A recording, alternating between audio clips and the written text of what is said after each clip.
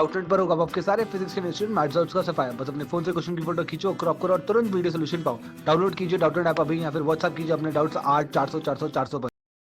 इस क्वेश्चन में हमें दिया गया है a charge particle with charge to mass ratio Q/m as 10⁻³ coulomb per kilogram enters a uniform magnetic field B vector at time t is equals to 0 with velocity v vector.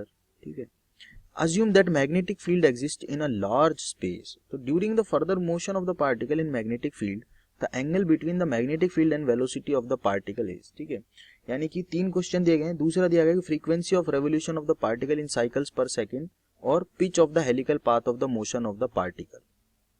तो एक question जो है काफी important और काफी अच्छा question है। पहला क्वेश्चन शायद मैं देख रहा हूँ जो कि मैग्नेटिक फील्ड जो है वो तीनों डायरेक्शन में 3D में एक्स एक्सिस में भी है, वाई एक्सिस में भी है और जेड एक्सिस में भी है, यानी कि जहां जहां ये पार्टिकल जा रहा है उस डायरेक्शन में मैग्नेटिक फील्ड इसको मिल रहा है। ठीक है, अब इसकी स्पीड जो है वो 20 इधर है, ठीक है, और 50 इधर है और 30 इधर है। कंपोनेंट्स की बात कर रहा हूँ स्पीड की। ठीक है, यानी कि स्पीड के जो कंपोनेंट्स है इसके तीनों डायरेक्शन में वो कांस्टेंट है, वो चेंज नहीं हो रहे हैं। ठीक है, वो 20, 50 और 30 है।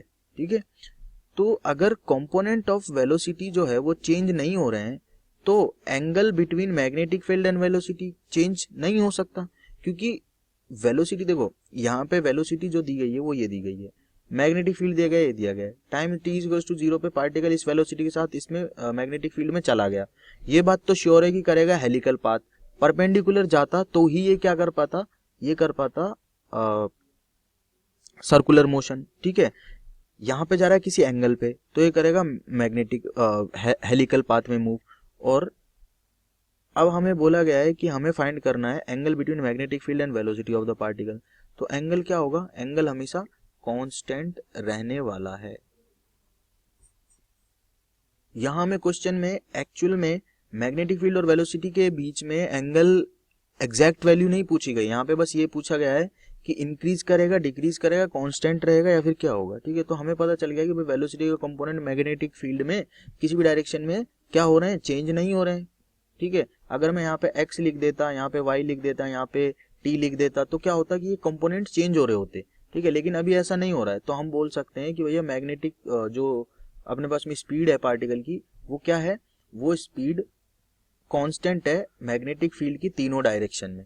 और जब कांस्टेंट है तो एंगल जो होगा वो भी क्या होगा, कांस्टेंट होगा। तो पहले का आंसर आ गया भाई अपने पास में कांस्टेंट है। बी पार्ट जो है वो है frequency of the revolution of particle in cycle पर सेकंड विल बी। तो फ्रीक्वेंसी क्या होती है, फ्रीक्वेंसी जो होती है वो होती है अपने पास में टाइम पीरियड होता है 2πm/qb। ठीक है, किसी भी पार्टिकल का जो टाइम पीरियड होता है वो क्या होता है 2πm/qb, जो हेलिकल पाथ में घूमता है। ठीक है, फ्रीक्वेंसी अब जो होगी वो क्या हो जाएगी qb/2πm। ठीक है, तो ये होगी अपने पास में फ्रीक्वेंसी ऑफ द पार्टिकल, और q/m जो है उसकी स्पेसिफिक मास रेशियो है जिसकी वैल्यू हमें गिवन है। तो यहाँ से वैल्यू पुट करके हम इसके आंसर निकाल सकते हैं। ठीक है, तो चलिए निकालते हैं फ्रीक्वेंसी की वैल्यू। वो क्या आ जाएगी, देखो q/m की वैल्यू इधर की 10⁻³ 19, ठीक है, इंटू मैग्नेटिक फील्ड का मैग्नीट्यूड क्या हो जाएगा, तीनों का अंडर रूट कर लेंगे क्योंकि तीनों एक दूसरे के क्या है, परपेंडिकुलर है। तो आ जाएगा अंडर रूट में 3800। ठीक है, देखो 50 का किया 2500, 30 का किया 900, तो 3400 हो गया, 20 का किया तो 400, तो 3400 और 400 कितना हो गया 3800, तो 3800 आ गया। ठीक है, डिवाइड करना है इसको 2π से, 2 × 3.14 से, तो ये आ गया अपने पास में फ्रीक्वेंसी का वैल्यू। ठीक है, मैथमेटिकल एक्सप्रेशन आ गया है, इसको बस सॉल्व करना है। ओके, अब थर्ड पार्ट में क्या दिया हुआ है कि pitch of the helical path of the motion of particle will be. अब देखो पिच जो होती है वो क्या होती है, पिच होती है अपने पास में v cos theta into T, यही होती है किसी भी पार्टिकल के लिए। ठीक है, क्योंकि ये क्वेश्चन बहुत अच्छा है तो यहाँ पे बहुत सारी मुश्किल है इस क्वेश्चन की v t और ये cos थीटा निकालने में। तो v तो अपने पास में v है, t की वैल्यू हो जाएगी 1/f, टाइम पीरियड 1/ फ्रीक्वेंसी हो जाएगा, यहीं से लिखा हुआ है अभी सेकंड पार्ट में ही। cos थीटा देखो क्या लिखे, अब हमें cos थीटा निकालने में बड़ी परेशानी होगी। यहाँ पे दो वेक्टर दिए हुए हैं b और v, तो मैं क्या कर सकता हूँ, मैं लिख सकता हूँ b.v। ठीक है, उसको क्या लिख सकता हूँ bv cos थीटा। तो यहाँ से cos थीटा की वैल्यू क्या लिख सकता हूँ, b vector dot v vector. ठीक है, देखो डायरेक्ट ही बता देता हूँ, B vector dot V vector upon magnitude of B V, ठीक है। तो लिख देता हूँ यहाँ से cos थीटा की value B vector dot V vector upon B V, ठीक है। ये हो जाएगा अपने पास में पिच, ठीक है। अब v से v तो कैंसिल आउट हो गया, तो अपने पास क्या बचा, अपने पास बचा b dot V divided by frequency. Frequency की वैल्यू है अपने पास में ऑलरेडी, ये रही, ठीक है। b डॉट वी, दो वेक्टर हैं, डॉट प्रोडक्ट करना है, कितना आ जाएगा 400 प्लस 1500 प्लस 1500 3400, तो 3400 आ जाएगा b डॉट वी, ठीक है।